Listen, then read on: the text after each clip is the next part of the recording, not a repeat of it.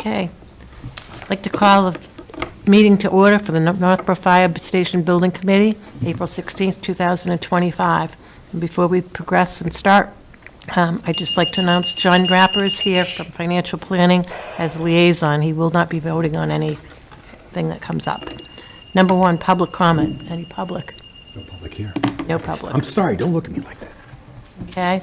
Approval of the minutes from the March 25th, 2025 and April 9th, 2025 meetings. We move we approve both as presented. Okay. Second. Motion's been made and seconded. All those in favor?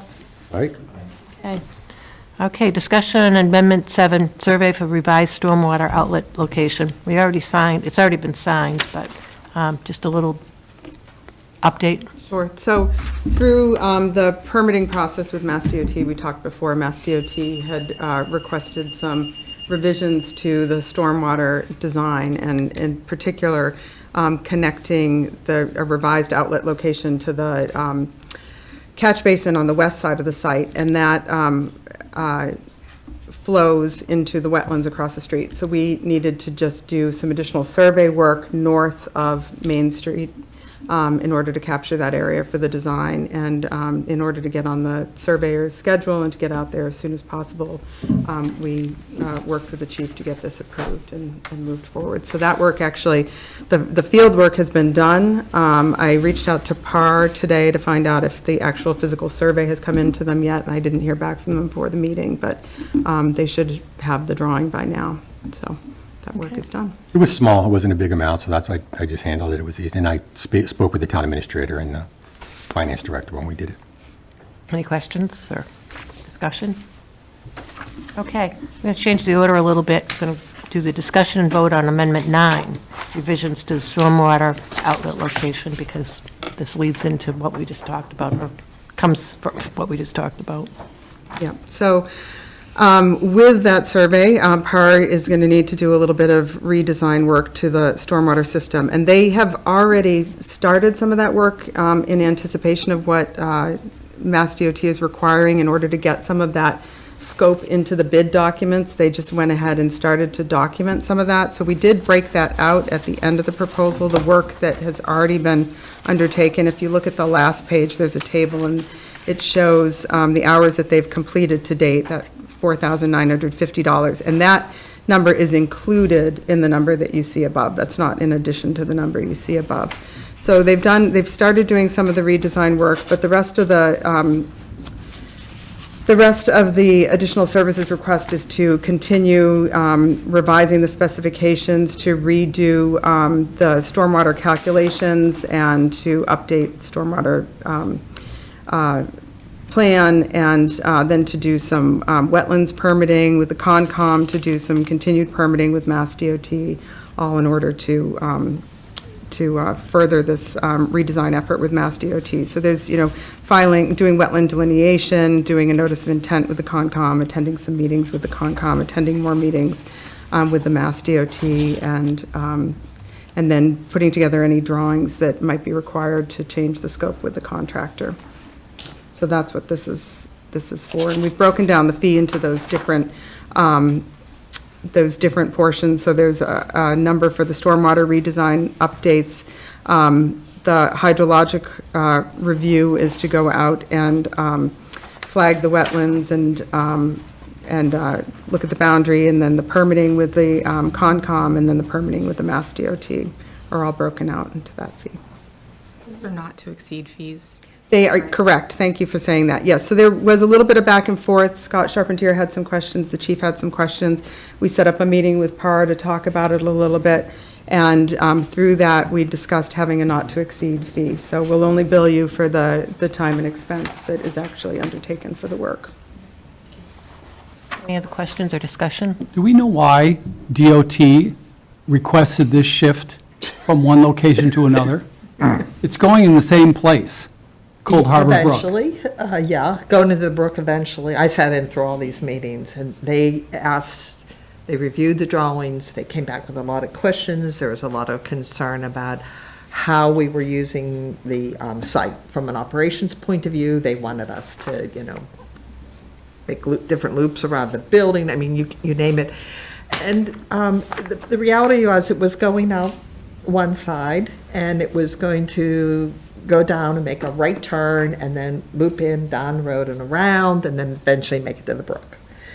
And they weren't happy with that, and they didn't know if they would, Chief, you heard them, they weren't sure they were going to allow this to happen. You were actually going to say no. They said no. Why, And because the so- water was going to travel Because it was too far? making too many turns. Yeah, I don't know, I mean, and so that, and they had a lot of review by every different subdivision of their group. And so it took 2 or 3 meetings to convince them that we had the plan right, and that, that we had to park the cars, and we had to do this, and we had to do that. And so then, it suggested, and I think it was partial town suggestion, part Yeah, I suggestion. think Scott threw it out there and I then it didn't was print grabbed it on. out, par, I looked at it.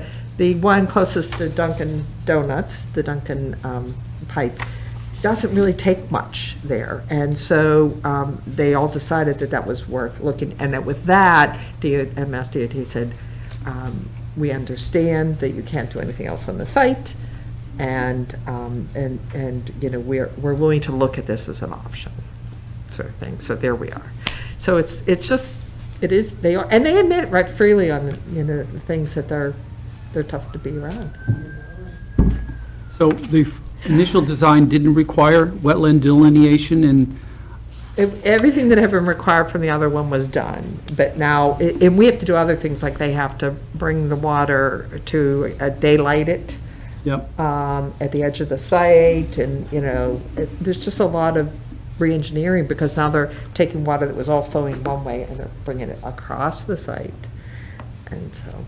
So the wetland delineation isn't even on your site, it's across the street. road. Oh, yes. And the hydrologic boundary was not done with a preliminary design, the first design? Wasn't necessary? It wasn't So necessary. this is all new, It's all new. all additional surveys and design? Yep, everything they're doing now is new to the project, that they didn't have information, on before. So it's been quite an adventure, and, we got through a lot of it, but we're down to, I don't know how many, there are 3 or 4 items left. and Yeah, they're all- yeah. They're big items. They're very big items, and so we have to finish with those.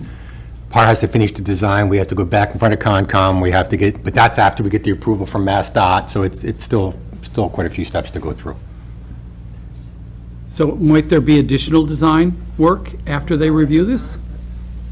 I hope not, I mean, unless Mass DOT came up with something else, but Okay. They're pretty, not unpredictable, but they take their time. They do what, like, we had a project recently where we were finished with the building pretty much, and then got our MassDOT permit. I mean, sort of like you wait until they're done with their review. And, they were very concerned that we had to go upstream and downstream and survey all that piping. We were like, whoa, man, because that's a lot. It's like the whole town, And I said, you don't honestly mean the whole stretch of town? He said, oh yeah, that's exactly what I mean. I went, okay. So I think this is a reasonable. Everybody thinks this is a reasonable approach, but they couldn't possibly get the approvals done in time. Like Amy said, they did some work because they felt very strongly that it was going to move to the other side of the site, so, from east to west. They did that work. So will this work, the actual construction of this drainage system be ongoing before you get approvals? no, I don't think think so. I don't think you we would take that do that, risk. no. So, there's certainly, we haven't heard from PAR that they were concerned at all that it would change the timing of the project, we've been doing MassDOT now for a while, so. You guys must have worked, Diana, you guys have worked with MassDOT before, haven't you? And, they take their time, It's. They do. They do, and, you don't really have, I mean, I think you got their full attention. It's just that, I can tell you there was a full court press with MassDOT from every connection I had, meaning I called senators and I called reps and I pushed and I pushed and I pushed, and suddenly I got a phone call back from the superior person at MassDOT and said, we'll work with you, we'll get this done. Da, da, da, da, da. I think it's gonna go, but I say that with, you know, certain amount of concern because it's MassDOT, but There are a lot of eyes on things at MassDOT. There are a Yeah. lot of people who Yeah, have to look watching. at things and Yeah. sign off on things, and so it takes a while to get through that process. And the department, the chief, and I think you probably, Captain, wrote a very long letter explaining how the site worked. They were, they wouldn't accept my description of how it works, so the chief and Dan wrote a very good explanation for them that was submitted. And with that and everything else, that piece of it went away, so. Mitch? Thank you. Obviously, we already have had construction bids and awarded a construction contract based upon the prior design, and I know things are changing, so that does mean, I assume, a change There order will be a coming. change order. Do we anticipate that to be a neutral change order as far as cost? Okay, what do we, okay. I mean, how substantive of a change, other than relocating, you said there are, what new things are there that we would need to pay for? I think, well, they have to daylight it so they can see the water. They have to, I think they put a pipe, you know, and push it over top the existing pipe and then pull the old pipe to enlarge the size. Pipe size was a concern, whether or not their pipes that they had in the ground were large enough. And Yeah, if their they pipes in the decided there ground aren't wasn't. large enough, guess who has to replace them? They're pretty sure it's not. So they Not them. pull that pipe Yep. and then they're gonna daylight and, you know, and get it to the other side. So, you know, that, you know, they're not tearing up, you know, the whole road, you know, at best they'd be working in a very small stretch right across the road from one side of the street to the other. And hopefully it wouldn't disturb the right of way. So, that's really, until they engineer it, that's my best explanation. But of we what should, they're we gonna should do. anticipate. Yeah, there's gonna be a a cost change. But we associated with always that. knew there was gonna be a change order on this. We always anticipate. That's why I think they tried to get as much in as, under the base drawings as they could. Yeah. And then, you know, but we always knew it was a question whether we were gonna go out, make a right turn and go down the road and around the bend, or whether we were going to. And then my next question back to this Amendment 9 is, do I assume correctly that this was probably more of a question for Tim, that this is outside of the budget that we had approved back at the end of August? Or are we still within? Well, it's all within our budget. We're not changing the No, budget. I don't mean the total town budget, but, No. It'll be a change Yeah. to the contract for the contractor when they have to do that work. That money is in the budget, it's in contingency right now. Yep. And so when we get a proposal and we review it, then we would transfer that amount into Right. the line item for construction Right, from so our I- contingency line. I apologize, maybe I answered, but I'm talking now again about Amendment 9 in front of us, not the construction portion that will follow, but the Amendment 9 from HKT. We have room within our budget to incorporate It- this work, this amendment, within our line item for design services. Okay, so the 3.432 million for design services that we approved in August has not been changed by this? Correct. Okay. Good. Yep. Anyone else? So do I hear a motion? I make a motion that the Fire Station Building Committee accept and approve Amendment 9. Second? Motion made and seconded. Any discussion? Hearing none, no. Hearing none, all those in favor? Aye? Okay. All right. Discussion and vote on Amendment 8, Construction Administration Services.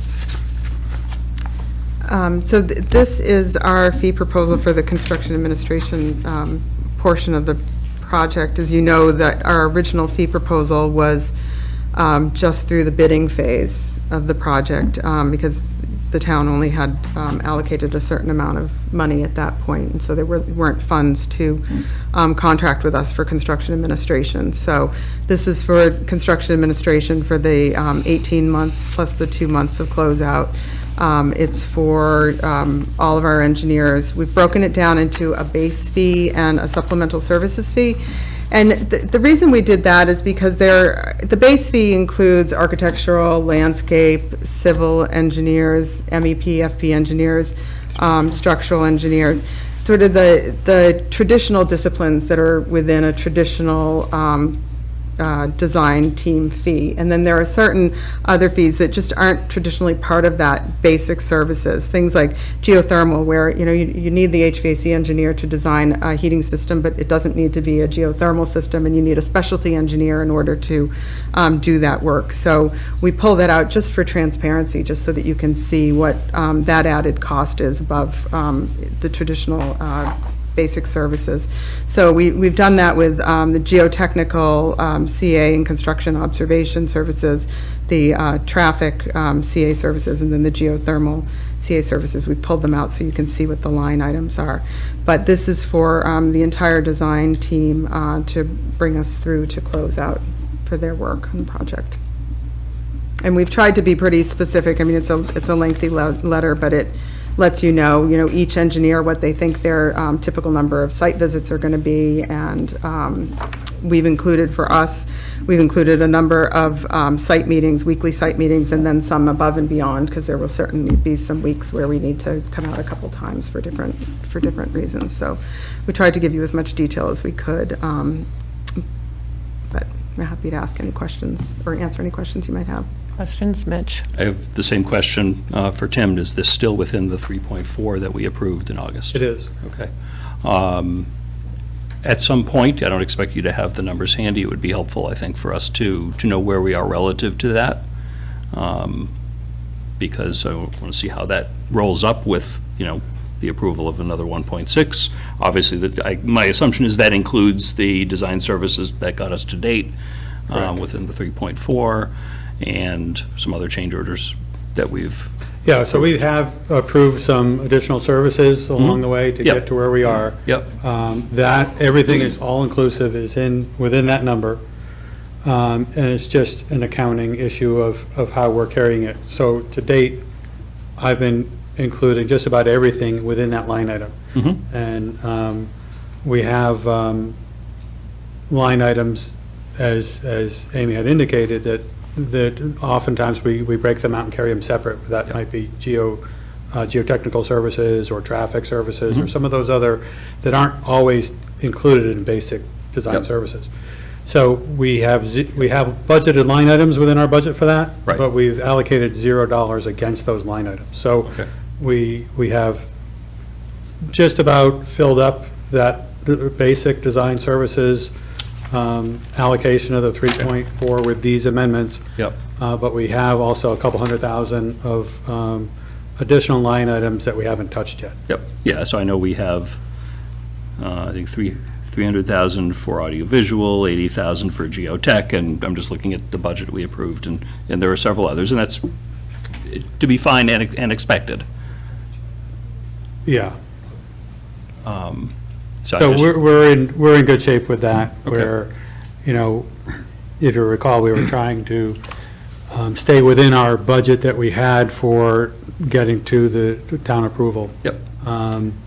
So we didn't have a contract, but we had anticipated costs. And so we would kind of refer to those as planned but not contracted, just as a way so that we can anticipate all costs for the project throughout, whether it's design services or any other line item within our budget. So we did have a budget that was large enough to incorporate full scope of design services through contract administration and closeout, and some other items for other sub-consultants during construction. And so we haven't encumbered all those costs yet, but we still have additional funds available within our budget. We're not pulling from owner's contingency Okay. to fund those line items, at least not at this point. Okay. Yeah, that's my primary concern, is just to make sure we stay, within each line item within the budget. Oh, yeah. And do you anticipate any other design services coming forward that would go again, that are not categorized elsewhere, that would be part of the 3.4? So one that does come to mind is when in our original fee proposal at the beginning of the project, we had some supplemental services. And as we approached town meeting time and we were trying to help you stretch your dollars, we took some things out of the contract. One of them was FF&E design. And we talked about adding that back at some point. So we haven't done that. And if you do choose to have us work on FF&E design, I know that would come back. So that's the one thing I can think of off the top of my head. Okay. And Tim, would you anticipate that would continue to remain within the 3.4? Yeah, if I was to break out those kind of items that I've already incorporated into the 3.4 Yeah. versus other lines, like I said, we have a couple $100,000 still remaining. So I would expect that at least the FF&E design would be far below that. So it would cover FF&E design, and then, if there was other minimal supplemental other issues, we could cover it there as well. Now, I appreciate that design services are complicated and multifaceted and can change along the way as things come up. I just want to keep to that 3.4 and not getting us either into or at risk of getting into contingency at this or these decisions increasing the risk of doing that later on for the design services. As long as we're, again, the 3.4 and those other special consultants item, I'm fine. Sorry, no further questions. Anyone else? So there's no mention of the TEDI, stretch code analysis. Yep. And I know that the state inspectional services are not receiving any training as to how to evaluate a new building that's using the TEDI analysis.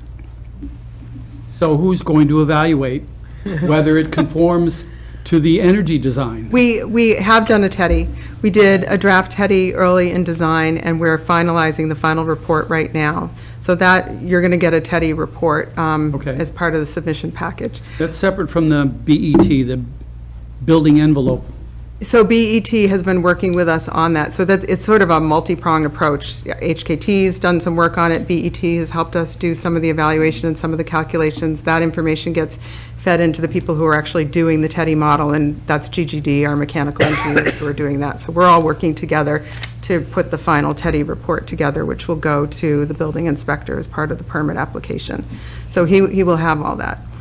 As you far are- as evaluating it, I don't know what to say. You're going to be responsible for saying, yes, it conforms Yeah, to that. Yeah. Is there performance of the building after move-in to see if it actually does what it's designed to do? So as part of the TEDI model, it's, so you're evaluating the envelope for its thermal capabilities and for air infiltration as well. And so based on the envelope that we've built and the insulation values and all, there's a maximum air infiltration rate, and then we have to test it at the end of construction. There's a test that's done. You can do to blower make door sure. tests, you're doing duct tests, et cetera, Yeah, just like hers? yeah. Okay. So when we have the final report, that will have that air infiltration number that we need to meet.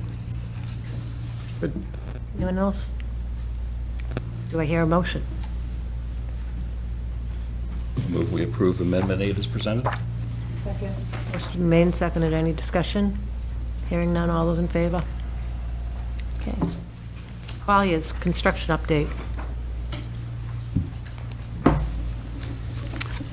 Okay, so we had our first meeting with the contractor today, kind of just to go over kind of roles and responsibilities and just get into discussion about when they'll be submitting their invoices, what the process will be for submitting requests for additional information or the submittal process and all the kind of logistics on site, all those types of activities. So we talked about all the different things that we're going to need from the contractor before they get started, their bonds, which they've actually already submitted, but we'll need their construction schedule, and we'll review that and just make sure that it makes sense, that we don't create the construction schedule, we don't dictate means and methods, but we do review it just to make sure that kind of the milestones, the critical path, it seems to make sense.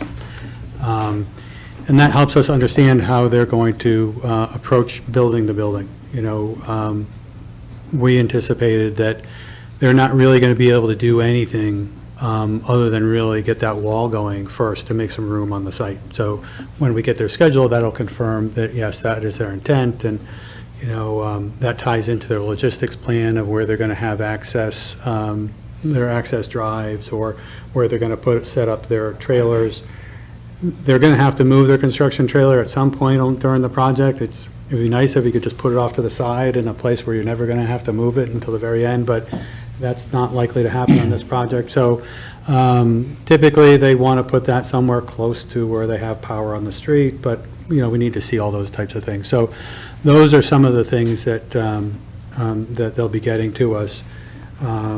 We're talked about, the permits with the building official and just getting that process going and what we can do before permits of final and what we can get started on, and getting communication started with the Conservation Commission and just make sure we have the order of conditions and the erosion controls in place and stuff. But the first thing that they're going to be doing is clearing and grubbing the site, so taking down the trees and vegetation, clearing that off. And so they'll be getting that done and then putting in their erosion controls and some of those types of activities. But we don't know exactly when that's going to take place yet. It's probably a week or two out from them really mobilizing to get onto the site. And we talked about just having our ongoing meetings. We're going to start off virtually, but then once we kind of get going, they'll be in person so that we can, do a walk on the site if we need to review any kind of field conditions. HKT will be represented at those, Colliers will be represented at those, and the contractor obviously, and then people from the fire department or the town. So that was really, it was a good meeting, good to kind of get started. The contractor does have some questions, and they've submitted requests for some additional documentation from us, their tax exempt certificate and some of those things that you expect that they would need right up front before they start getting going and buying any materials or expending any funds. We'll be doing meeting minutes for all of these meetings, so we'll always be tracking the conversations and the issues that come up, and tracking them so that we have record, number one, but then just so that we don't lose any issues that are discussed at these meetings. And that's about it, really. Chief, I don't know if you remember anything that stands out from our conversation No, today. it was a good meeting.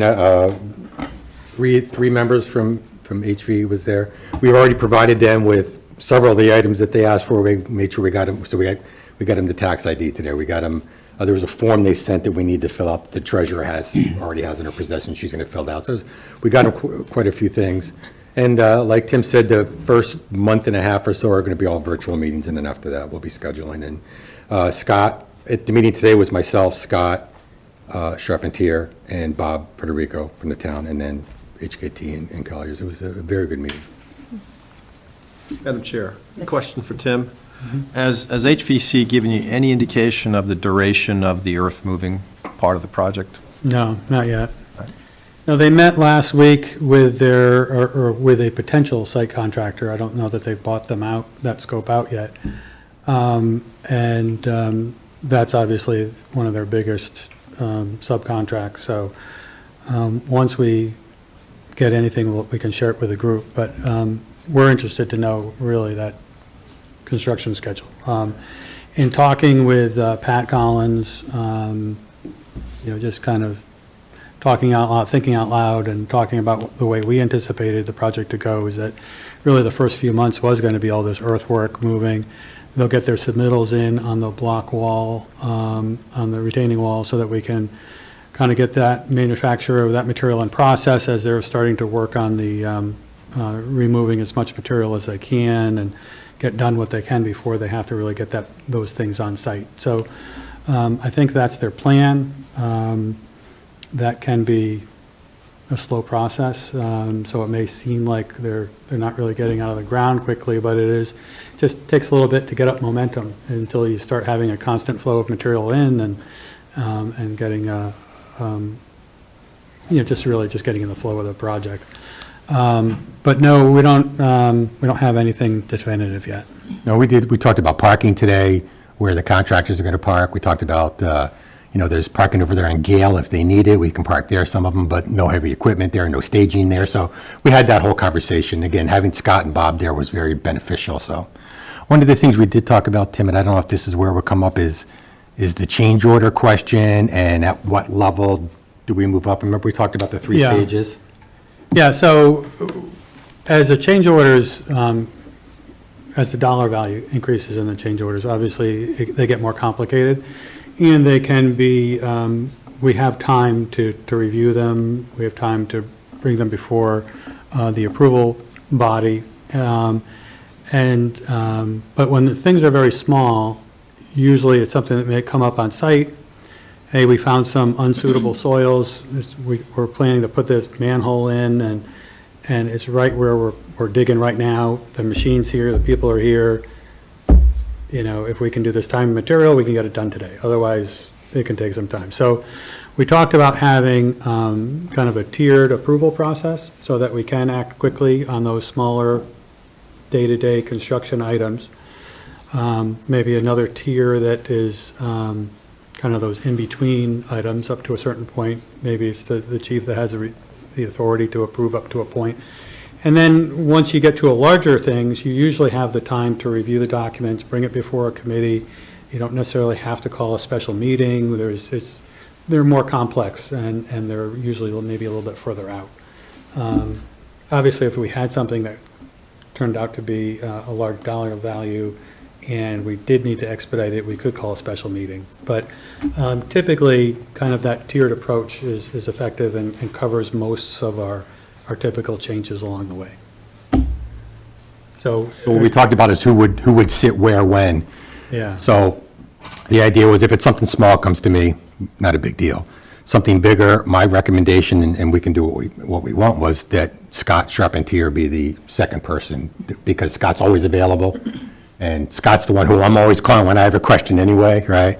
So at least Scott and I can talk about it, but then if it gets above a certain level, and I don't know what that level is, I'll be very honest with you, I don't know what that dollar number is, then it comes back to here and we have that full discussion. I would, at that mid-threshold, I don't know what dollar amounts we're talking about, I assume you've had some thoughts on that. I think someone else from the board should be that, ideally Dawn. Dawn's fine. As chair. In Dawn's absence, me as vice chair, I could do it, but I'd rather have some, just because you're so close to this. I can do it either way. Yeah. What I don't want to have happen is, we can't get a hold of someone and we get stuck. That's the Right, other concern. that's why my suggestion is chair or vice chair, not chair and vice chair. And you'll be able, I anticipate you'd be able to get a hold of us. And the smaller dollar, what are we talking about for the thresholds? Well, I would say up to $10,000 for, say, the chief, as a single person to say, yes, that makes sense. We would call and explain what's going on, we'd give a rationale and get approval on that. And then maybe 25,000 for something that you need maybe a couple people to weigh in on. That's kind of a moving target. We can start off with that and see if that works, and if it becomes that, hey, that's too low a number, we could maybe talk to the committee and adjust it later down the road, but maybe that's a good place to start, 25,000, up to 25,000 for, multiple people, and then above that, you have the full committee. Again, what we're doing in the beginning is a lot of earthwork, so we'll have a few months under our belt before we really get into any kind of foundations and footings and steel. Steel is where, obviously, getting out of the ground is the hard part. We kind of think we understand the nature of the soils and what's there, but foundations and footings, once you start kind of laying things out, say maybe there's a bust in the dimensioning, and steel has to get refabricated, and then that can kind of start to get pricey as you get more trades involved in a single issue. So maybe that's a good time to reevaluate if 25,000 is enough. But we've just found recently that our whole concept of numbers has shifted. I think that's probably a safe. I don't know if you guys think otherwise. I But think it's a good start. I think that's a good start, too. So we'd be looking at up to $10,000 the chief could approve, Which the chief wouldn't do by himself, trust me. it'd be a Right, call. but it would be your email or whatever to Yep. say, go ahead. At up to 25 grand would involve DPW director plus either the chair or vice chair of this committee, and that would be the go-ahead. And the chief, Well, and I would Oh, say. Yes, correct, up to including. yeah, yep. So it'd be three. And anything over $25,000 would have to come back. Yeah, so if we had something that we knew was going to be, hey, they're going to be out on site on Tuesday, and it's, Thursday afternoon, we could run it by the chief if it's a small issue, and by all means, he can Yeah. ask for assistance in reviewing the materials that we have, or the rationale, or, it's pretty rare that we need a decision right away. Yeah. And if it is, it's a, Yeah, it's usually, hey, we got to get them started. If we get them started and then we decide, the next day that, hey, let's take some time, then maybe, you're only at risk for that day's work. But, apologize for that. But yeah, I think that will work out, 10, 25, and above 25. So back to the earthwork. Have they applied or got scheduled with the earth removal board here? Because they have to review that process. I don't know. I don't know the answer. We talked about getting a meeting going with the LSPs to talk about the work that had been done on the site in the past. So the town's LSP and the contractor's consultant. But I don't know if we've talked about with the removal board. You're going to have to get a review because of the quantities. yeah, I'll talk with Scott about that. We've discussed it, but they haven't met, they haven't put anything in front of them because we didn't have a contractor to discuss it. Okay. So we just hadn't gotten there yet. So how about if you need additional parking off-site? Do you have to stay on town land, or could you go on public land or private land? We didn't put it in the contract, but sometimes we have put it in that, hey, the contractor, you're responsible to find it, and they use a park and ride off of the highway, and they shuttle people over. Certainly for the first few months, as we're just doing site work, we'll have enough parking. Once they start getting into a second crew, if you will, to do footings and foundations, it'll grow and then just go from there. So, the chief mentioned the other parking lot for the I forget what the. On Gale Street. yeah. Gale Street Playground parking. But we'll have to assess that as we go. We didn't spell out that they're entitled to parking, but. Did not.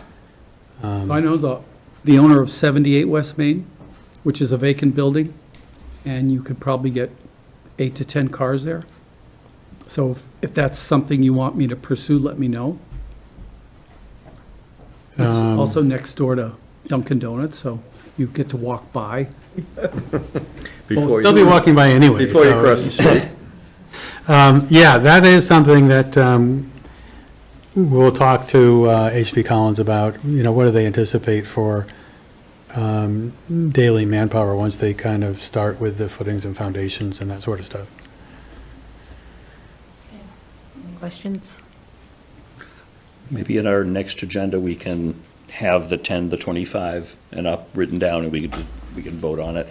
I Now, think it's good for that to be a the policy. next meeting won't be until the end of May. Yeah, I think verbally we all agree on it. If something comes up. I'll make sure of it goes that in the nature. agenda. Yeah, between now and then, He says, yes. yeah, Well, and if it goes in the minutes, yeah. then it's. So, just so you know, Sarah Jean is doing all of our minutes now because she's my new admin, so. She's great. Great job. Presentation of draft construction sign. We still have Well, you number skipped one. 7. Oh, I skipped one, okay. Yep, you skipped Collier's Collier's discussion and vote on vote on- OPM additional services. Again, Yeah, so I think I had mentioned it at the last meeting. Unlike HKT's contract, our contract was signed at the very beginning, when we first came on board through closeout. So at that time, we anticipated a construction period of 15 months for this size of a project, typical. But due to the complexity of the site, the additional time it's going to take that we had to add to the construction duration because of the site work, we put in the contract to the contractor for 18 months. So basically what we did was we just added the same level of service for construction out another 3 months, escalated it by from going from 2025 and further into 2026. And so that was the basis of our additional proposal. So that was not, although we knew that the schedule might go long, we did not address that prior to town meeting because we didn't have a contract with a contractor yet, and there was question of whether this was going to go forward. So now that we've signed with a contractor, that's why we're bringing this forward now. Questions? Have the same question, and I think you've already answered it. In our budget, we have 740,000 and change for OPM services. It looks like we're already at 749. I don't know where Yeah, that line is. so this additional service fee is Yeah. not built into our Right. line item. Right. So this would come from owner's contingency. Yeah, so we're looking at, so again, there's one minor discrepancy of, in your original contract column, that adds up to 749. 49 versus 740 is what's in the budget, 740, the same last three digits, so somewhere there was a $9,000 typo, missed. yeah. Okay. Yeah. Which, in our favor or your favor? Well, the actual contract is 749. Okay. Not All right. 740. So even in my documents, Yeah, I had it as 749, showing that we were in a negative position by $9,000. And I knew that it had to get Okay. addressed, but yeah. we just hadn't made And those changes then, yet. we're talking about an additional $117,000 that was not part of our budget. Correct. Or not part of, well, it wasn't part of that line item budget. Correct. It is within the budget. It's within the $41 million budget. Yes. Yeah, I mean, Yeah. it would be is a only because we drawdown have from your- contingency. Yeah, it would be a drawdown from your owner's contingency. Yeah. I have some concerns on principle with that since this was known on August 28th, that, that there would be some additional, I think that would have been the right time to do it. I'm not saying it's not worth the money, and I'm not saying no, but I think by practice, what should be known at that point should be known. Yeah, And I can't that's the disagree with you. concern. Yeah. In hindsight, maybe it would have been better to bring that up and identify it. Yeah. What we probably would have done is just lowered the contingency by that amount and added money up into the OPM line item. Well. We wouldn't have changed the number. Right, no, well. We were very concerned about going in to the town with as low a number as we could. Yeah. And I think that this amount is still, I think we're still okay. Yeah, I mean, especially given the way that the construction bids came in, I am not. Oh, yeah, that aside. We really can't be worried at all, Yeah. or even aside from that, with 4 million in contingency, $117,000 is not going to break the bank, and it's not going to put us at risk of needing to go back for more money or anything like that. Yeah. It gives me some pause that I wanted to air verbally. No, that's fair. I don't like surprises, and it's a surprise. Although, I will say, it's not really the place of the OPM or anyone else involved to predict accurately what the construction schedule will be. Especially, again, going back to the environment of, it takes a year and a half to get a switchgear. Yeah. So I think there's no way to know, like, none of us would have known the construction schedule, and you're not gonna know until you have a contractor who's actually bidding the job and has actually worked out the construction schedule. So Yeah. I guess I would not have anticipated Colliers saying, oh, it's definitely gonna be 3 months longer because we know we have a complex site. So I don't know. I think you were saying that by August, you had some idea that this was going to be an issue, maybe not the Yeah, I mean, dollars. honestly, we were thinking more about getting it through town approval. Yep. And not worried about our fee. And then once we got it through, then you start thinking about the next phase and how are you going to get from here to the end. So, but, in hindsight, yeah, you're right. We could have brought it up and, I appreciate that. but I do think I would have just lowered the amount of Yeah, contingency. I wouldn't have wanted to do that. I want accurate costs in there. Yeah. I mean, and construction contingency or design contingency, or whatever you want to call it, those two contingencies are, owners or construction, are based on percentages. And I wouldn't want to artificially reduce that by $117,000 just to transfer it up ahead of time. I'd want to make sure we started with the right owner's contingency Yeah. at the beginning and increase this by whatever your best guess was at the time. Yeah, But and I think that's a lot of it, is Yeah. this is our best guess or a wag at what we think is an appropriate number based on our experience, based on, what we see in the market and that sort of stuff. But agree. yeah, not to belabor it, Yeah. I agree, I could have brought it up sooner. That's all I need, thanks.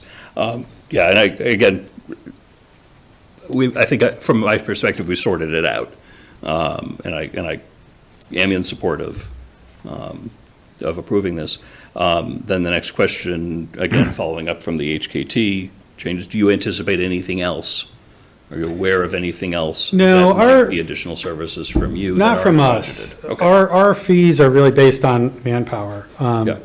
If we're adding in $200,000 worth of scope to construction, that doesn't really impact us all that much. So you're not going to see a fee increase because we added some additional technology in the building or something like that. It's really, the cost comes from the amount of time that we're on site and that we're, going to these meetings and the number of months it takes. So our fee structure is different than, maybe a design team that they do have to hire a consultant to design that additional technology. And so there is additional cost. So it's a little bit different. Good. Anyone I'm all else? set. So could you clarify, HKT says 18 months of construction, 2 months of closeout. Your proposals, you're going from 15 months to 18, but you don't mention closeout. Well, it is include, we still had You're 2 gonna be months, 20 we months? originally had 2 months of closeout. Okay? So the only thing I did with the closeout is I escalated that from early or late in 2000, well, it was really a year. It's been a year from when we originally proposed. So the project and design, originally, we were anticipating closing out the project in the fall of 2025. And so now we're closing out in the fall of 2026. So closeout, if I was to break down between construction and closeout, I think closeout went from like 43,000 up to 45,000. It was minimal. Most of that was for the 3 months of actual construction. So you are incorporating the closeout phase? Correct. In that increase of 117,000? Yeah, and not by additional duration, but just because it's happening a year later. Okay. Anyone else? Do I hear a motion? Move we approve the OPM additional services as presented. Second. Made and seconded, any discussion? Hearing none, all those in favor? Aye. Okay. Now, presentation of draft construction sign.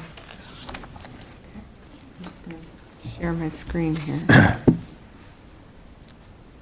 So, as part of the specifications in the construction contract, the contractor owes us a sign to put on the construction fence for the project. And typically, it can have all sorts of different things on it. We put together 3 different options for you to look at, but oftentimes it has an image of what the building's going to look like. It has information on who the architect, the contractor, the owner's project manager, and the owner are, the address. And so that's what we're showing on these screens here. What size is this sign? This is 4 feet high by 8 feet long. So it's a good size. Yeah, you're going to need to increase the size of the text and get more contrast. So we've Well, hang got, on. we've This got is another. Madam Chair, question, That's why we're free. So let question me- for the committee. The size of the signage, does that get impacted by signage under the bylaws of the town, the planning board? It's a temporary sign, and it's not restricted in size, I don't think. But we'll check that. So I should say too, Colliers sent us a high-resolution file for their logo. We still need something from HV Collins, so this is just, it'll be revised a little bit, whatever we do, once we get some artwork from them. So this is doing a higher contrast where the lettering is all in black. Again, we haven't changed Collins yet, but. And then the last one is a little bit different look. We have a large town seal for Northborough, and then just text for the architect, OPM, and general contractor, rather than having the logos there. But again, all of them have the rendering of the building. And this one, we could, for the 65 West Main Street and the Northborough Fire Station, we could do those in black too, to your point, Tom, to have a little more contrast up at the top. Is it a two-sided sign? It's one side. It's one side. And so it's just option 1, 2, or 3, whichever you like, or we can certainly take comments and come back with, And it's parallel to the Four. road as opposed to perpendicular, correct? yeah. So we'd only see one side of it anyway. Yeah. Or on the site.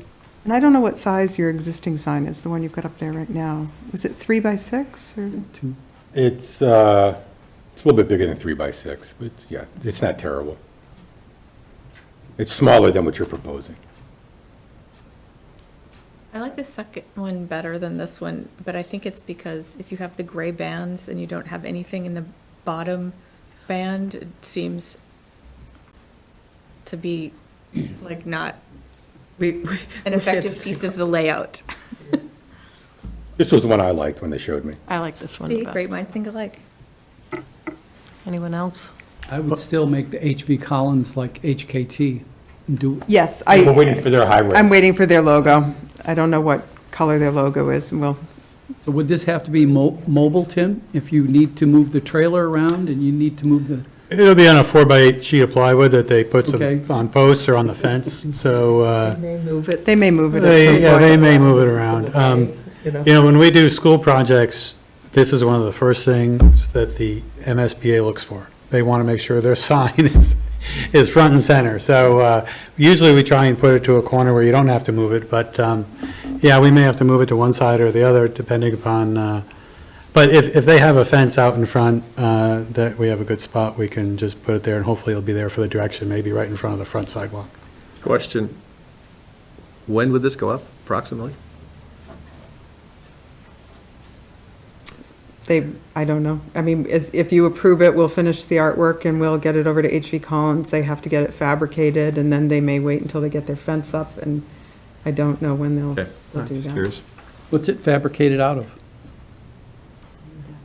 So a lot of times Probably it's- plywood, yeah. Yeah, usually it's a print shop will be able to make up something. It's like a vinyl sheet? that's Yeah. applied? Probably like what we have out there now, Yeah. which is the vinyl that's attached to the plywood. It's not foam core or something? Oh, no, it has to last through the duration of construction. Color Yeah. fast?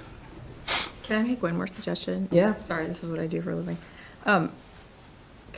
Because the gray band at the bottom and the road are gonna kind of like visually blend together. Maybe the gray on the top and the bottom should have like a thin black line or something, some No, way of that's a good breaking. point. Or framing the image, so the image Right. is. Anyway. And it's Take it or leave facing, it. it's facing south, so it's gonna get, no, Like- facing north. Facing north. right? So that's good. It'll last longer. So I think one of the differences between this one and option one is that you have the role of the different companies that are below, is that? No, we have it in both. Oh, do you? The difference really is this one, the text we were showing in black, and option 1, White. we were showing it in white. Oh, no wonder it didn't pop. Yeah, it didn't pop, yeah. Okay. Rendering it. Yeah. I think it's good. By agreement? 2? I'm good. We have to vote? I don't think We we don't have have to to. vote on that. Okay, so paying option for 2 with a thin black line. We are, but yes. Okay, groundbreaking date discussion and decision. Chief? We spoke with the GC today, and they spoke about the week of May 8th, 19th. So they, I asked them, they said they'd get back to us with a date for May, so sometime that week, the week of May 19th. They said if we did it earlier, it kind of there may be nothing there, right? Or if we do it too early, people will be going, how come they haven't started yet? So they said, May 19th will be good, we'll have some equipment on scene, we'll have start some work, we'll have, and all I need to do is give them the number of people, so they know the number of shovels and the number of hard hats to Hard bring. The 19th is the annual meeting for the seniors, the Friends. Yeah, it won't be, it'll be that week, so, I mean, is there a particular day that's better? And they said they didn't care. Any day after that is fine. That's the week leading into Memorial Day. Right? Wednesday? Wednesday What time sounds is it? good. We don't have a time. Are you thinking daytime, afternoon, evening? I wasn't thinking. I would just give them the week, they just said, here's the week. I said, okay. When would you guys prefer? If we did it the Wednesday at, what time, 3 o'clock? Yeah, that would be fine. I think they would give them time to get the sign fabricated. Yep. You know, even if they put it up temporarily further into the site. So that is our backdrop, since we really don't have steel or anything coming up out of the ground. Do you know, is there like a group in town, you know, like I remember we did that one, and we had, they wanted the kids to That, be there, and they got to sign things and whatever. Is there any like group in town that should be represented during the daytime? Firemen. I'm just bringing that up. The fire? Fireman Department. Fire department should be there if they can. That'd be great. The guys would love that. one thing to check is to make sure that's not the last day of school. Last day of school May? is June Oh, why did I, 17th. yeah, talking sorry. May, right? Yeah. I only Yeah, know why that am I- because, I only know that because we planned the last day of Okay. school event yesterday. I'm looking at something my wife put in the calendar, which says last day of school, but yeah, that's May. That doesn't Yeah, make any yeah. sense at all. So that would be May what? Daughter, there's a senior. 21st? Yeah. May 21st at 1500 hours? At what time? 3 o'clock. 3 o'clock Aye. for us, guys. And Chief, you'll have to come back for the topping off, so you can sign the bean. You just give me a scream. I'm sure my wife will let me come up Fly and out from visit. Florida. Depends when closing, no. Never. Yeah, right? Okay. Any other business that may legally come before the committee? I think if I had anything else. We need a committee to quash rumors. Such as? Today, I was asked, are they going to redo the retaining wall behind the grill, the building west of us? I'd heard that. I said, no, it's not in the budget. As a matter of fact, we discussed that, as you guys all know, and we'll say that we are staying away from that wall completely. Because we don't want to own that wall, and no, we will not be doing any work on that wall. It's their property, right, Chief? It is their property. I did get we got one question, which you guys should have all saw that I responded to today.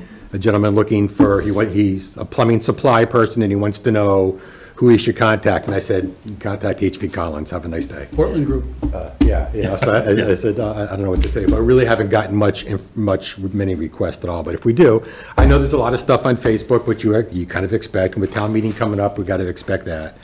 I think the only thing that we have to get through now at town meeting is the easement, and that'll be it, right? Once we get going, you'll get freedom of information requests from different parties. Oh, we've already been getting FOIA. I've been dealing with a FOIA request. I haven't made you guys deal with any of the FOIA requests. We've gotten several FOIA requests throughout the whole process. Most of them have been from either labor unions or representatives of labor unions, or to that point, we just got another one today so basically, it goes to Andy. Andy sends it to me. I send it to the OPM. I send it to Colliers. They send it back. We kind of follow that thing, but we track it all along and to make sure normally it's less than a day that we get the information back to them. Yeah, the questions are pretty straightforward, and they're to be expected. You know, labor union is obviously advocating for their union and their workers, and they ask for information that maybe one of the contractors submitted, just to make sure that it was, appropriate. And so all we're doing is providing that information back. But Yeah, there hasn't been anything controversial, just been yeah, questions about that, yeah. and they'll check into during construction just to check on the prevailing wage rates and that sort of stuff, and that's pretty typical. Usually we have that information readily available. We don't necessarily charge to them for our time. It's just, hey, if you see something, let us know. If we miss something, or you see something that it doesn't make sense, let us know. But usually it's pretty straightforward. We've worked with Collins before, and, you know, if they're not signatory to the laborers or to the carpenters or one of those other unions that, you know, likes to check on this type of stuff, they're going to get a lot more requests than somebody who is, so it's just to be expected. Okay. Anything else? Just briefly, as most people in this room know, I'm not running for reelection on the Select Board, so as of May 13th, I will be off the Select Board. I hope to remain on this through the duration of the project, since I've been on, you know, since day one of feasibility. It is conceivable that the Select Board or the Town Administrator might want to appoint an additional member. At that point, my recommendation is it probably isn't necessary, because all the big decisions are behind us. We're just building now. But that's, ultimately, it's up to staff as the appointing authority. I haven't heard anything, so. Yep. Adjournment? Motion to adjourn. Second? All those in favor? Thanks, guys. Thank you. That was a great question about the Teddy.